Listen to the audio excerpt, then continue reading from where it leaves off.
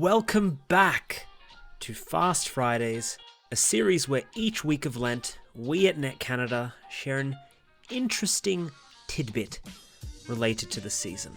There are many significant numbers within the Bible.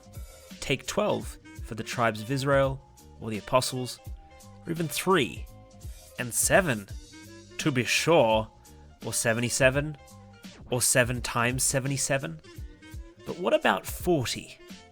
Before we go on, let me know in the comments what your favourite number in the Bible is, and defend your position. Lent lasts 40 days, excluding Sundays, but 40 has some deep-cut references from Scripture that you might not have heard of. Nice. Here are the biggies that stand out. Like the church now, Christ fasted in the desert for 40 days before beginning the bulk of his ministry. This in turn makes one recall the 40 years that Moses and the Israelites meandered in the desert after their escape from Egypt. With the big references out of the way, what are the other occurrences of 40 in the Bible? Both Moses and Elijah also fasted for 40 days in the Old Testament. After Moses' fast, he received the 10 Commandments.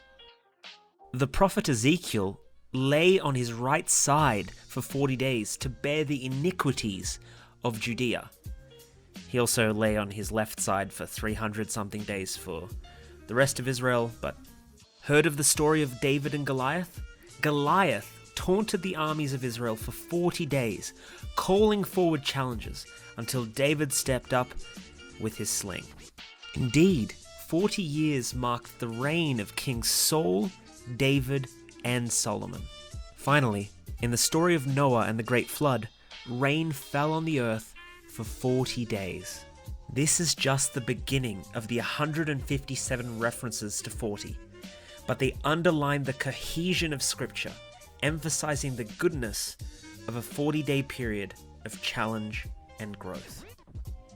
On a side note, I had this funny image this morning of a baby leaving Egypt and then spending 40 years in the desert, and they're about to have their midlife crisis, but then they reach the promised land after 40 years and they're like, wow, crisis averted. Cool. That was Fast Friday. See you next week.